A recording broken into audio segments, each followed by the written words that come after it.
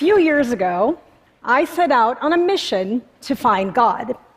Now, I'm going to tell you right up front that I failed, which, as a lawyer, is a really hard thing for me to admit.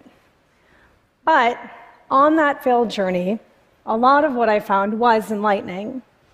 And one thing in particular gave me a lot of hope, and it has to do with the magnitude and significance of our differences.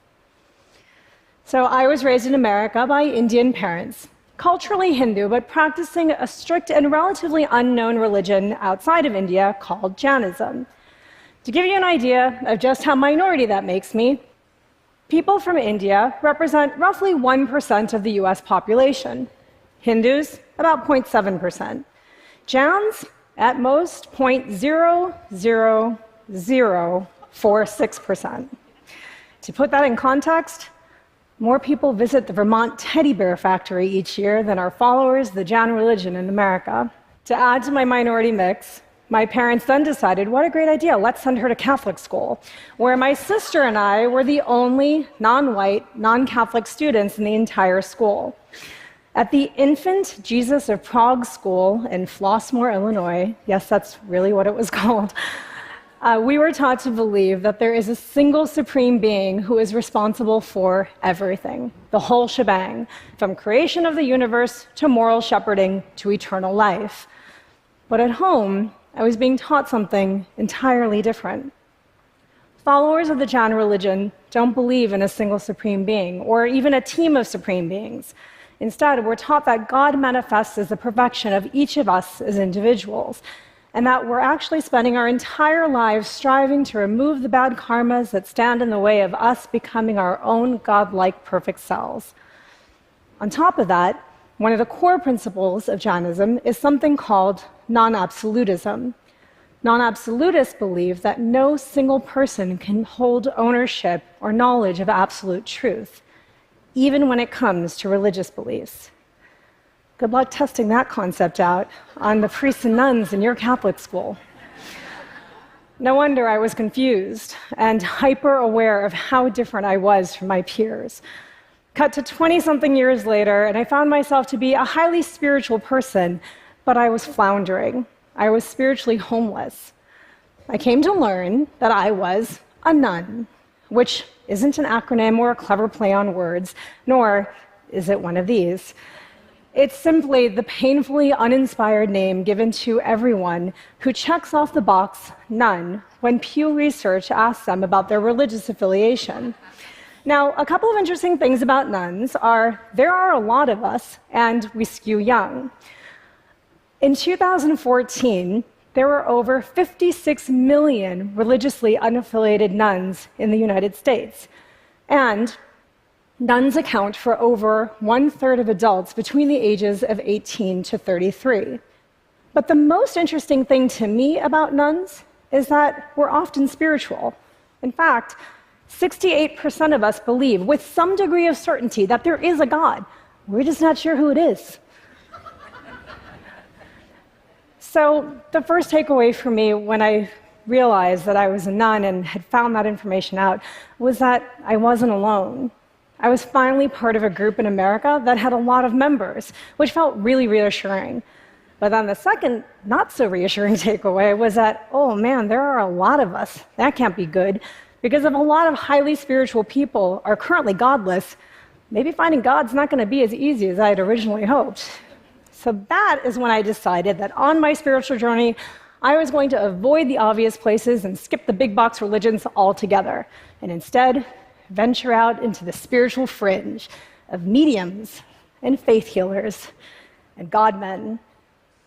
But remember, I'm a non-absolutist, which means I was pretty inclined to keep a fairly open mind, which turned out to be a good thing because I went to a witches' potluck dinner at the LGBT Center in New York City, where I befriended 2 witches. Drank a 5-gallon jerry can full of volcanic water with a shaman in Peru. Got a hug from a saint in the convention center. She smelled really nice. Chanted for hours in a smoke-filled, heat-infused sweat lodge on the beaches of Mexico. Worked with a tequila-drinking medium to convene with the dead, who oddly included both my deceased mother-in-law and the deceased manager of the hip-hop group, The Roots. You know, my mother-in-law told me she was really happy her son had chosen me for his wife, duh. But, the manager of The Roots said that maybe I should cut back on all the pasta I was eating. I think we can all agree that I was lucky for my husband that it wasn't his dead mother who suggested I lay off carbs. I also joined a laughing yoga group out of South Africa, witnessed a woman have a 45-minute orgasm, I am not making this up, as she tapped into the energy of the universe. I think I'm going to go back there. Called God from a phone booth in the Nevada desert at Burning Man, wearing a unitard and ski goggles. And I had an old Indian guy lie on top of me. And no, he wasn't my husband. This was a perfect stranger named Paramji, and he was chanting into my chakras as he tapped into the energy forces of the universe to heal my yoni, which is a Sanskrit word for vagina. I was going to have a slide here, but a few people suggested that a slide of my yoni at TED, even TED women, not the best idea. Very early in my quest, I also went to see the Brazilian faith healer, John of God, at his compound down in Brazil. Now, John of God is considered a full trance medium, which basically means he can talk to dead people. But in his case, he claims to channel a very specific group of dead saints and doctors in order to heal whatever's wrong with you. And although John of God does not have a medical degree or even a high school diploma, he actually performs surgery, the real kind with a scalpel, but no anesthesia. Yeah, I don't know. He also offers invisible surgery, where there is no cutting, and surrogate surgery, where he supposedly can treat somebody who is thousands of miles away by performing a procedure on a loved one. Now, when you go to visit John of God, there are all kinds of rules and regulations. It's a whole complicated thing, but the bottom line is that you can visit John of God and present him with 3 things that you would like fixed, and he will set the dead saints and doctors to work on your behalf to get the job done.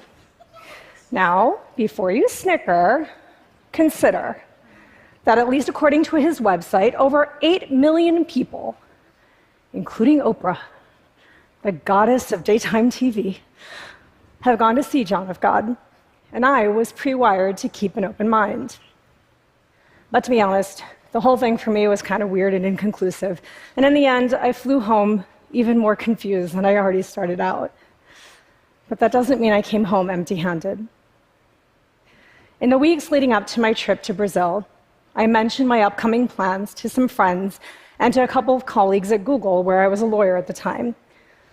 And then might have mentioned it to a couple more people because I'm chatty, including my neighbor, a guy who works at the local coffee shop I go to each morning, the checkout lady at Whole Foods, and a stranger who sat next to me on the subway.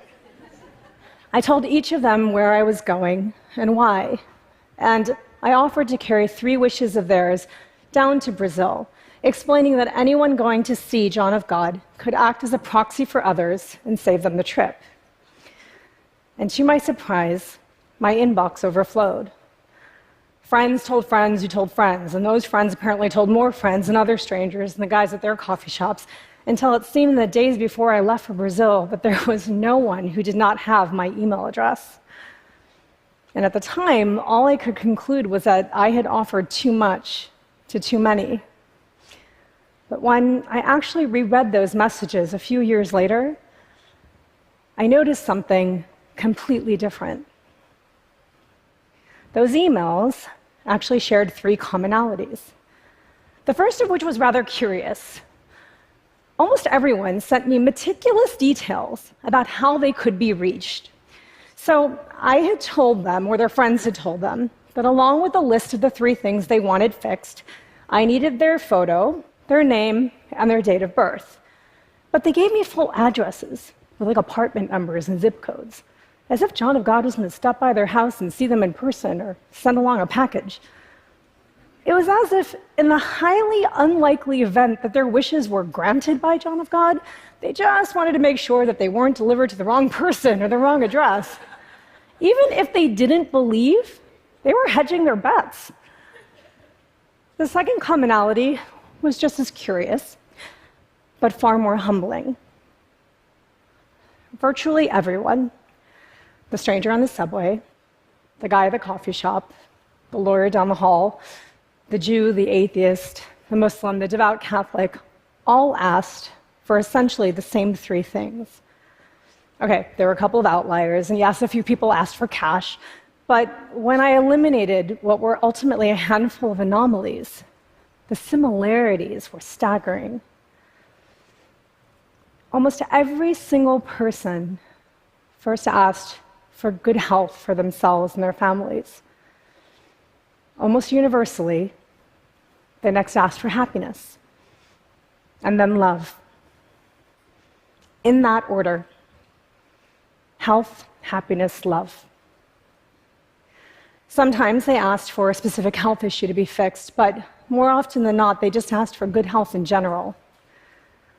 When it came to happiness, they each phrased it slightly differently, but they all asked for the same specific subtype of happiness too. The kind of happiness that sinks in and sets down roots in your soul. The kind of happiness that could sustain us, even if we were to lose absolutely everything else.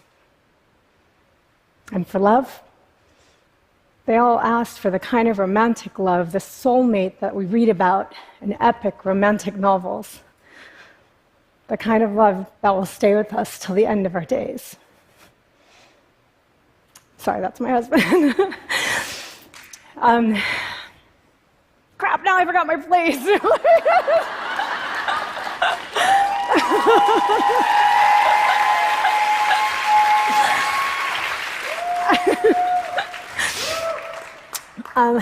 So by and large, all of these friends and strangers, regardless of their background, or race or religion, all asked for the same things, and they were the same things that I really wanted. The simplified version of the basic human needs identified by social scientists like Abraham Maslow and Manfred Max Neef. No one asked for answers to the big existential questions or for proof of God or the meaning of life like I had set out to find. They didn't even ask for an end to war or global hunger.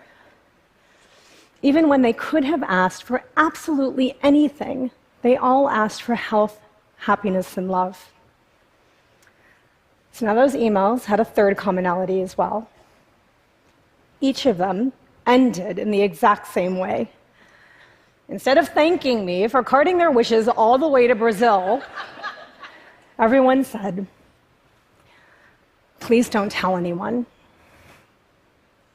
So I decided to tell everyone right here on this stage. Not because I'm untrustworthy, but because the fact that we have so much in common feels especially important for us all to hear, especially now when so many of the world's problems seem to be because we keep focusing on the things that make us different, not on what binds us together. And look, I am the first to admit that I am not a statistician, and that the data I presented to you that I just accumulated in my inbox is more anecdotal than scientific, more qualitative than quantitative. It is, as anyone who works with data would tell you, hardly a statistically significant or demographically balanced sample, but nonetheless, I find myself thinking about those emails every time I reflect back on the bias and prejudice that I've faced in my life, or when there's another hate crime or a senseless tragedy that underscores the disheartening sense that our differences might be insurmountable. I then remind myself that I have evidence that the humbling, unifying commonality of our humanity is that even when presented with the opportunity to ask for anything at all, most of us want the same things, and that this is true no matter who we are, what name we call our God, or which religion, if any, we call home. I then also note that apparently some of us want these things so badly that we would email a nun, a spiritually confused nun like me, some might say otherwise confused as well, and that we would seek out this stranger and email her our deepest wishes, just in case there is the remote possibility that they might be granted by someone who is not a God, much less our God, someone who is not even a member of our chosen religion, someone who, when you look at it on paper, seems like an unlikely candidate to deliver. And so now, when I reflect back on my spiritual quest, even though I did not find God, I found a home in this. Even today, in a world fractured by religious, ethnic, political, philosophical, and racial divides, even with all of our obvious differences, at the end of the day, at the most fundamental level, we are all the same. Thank you. Thank you.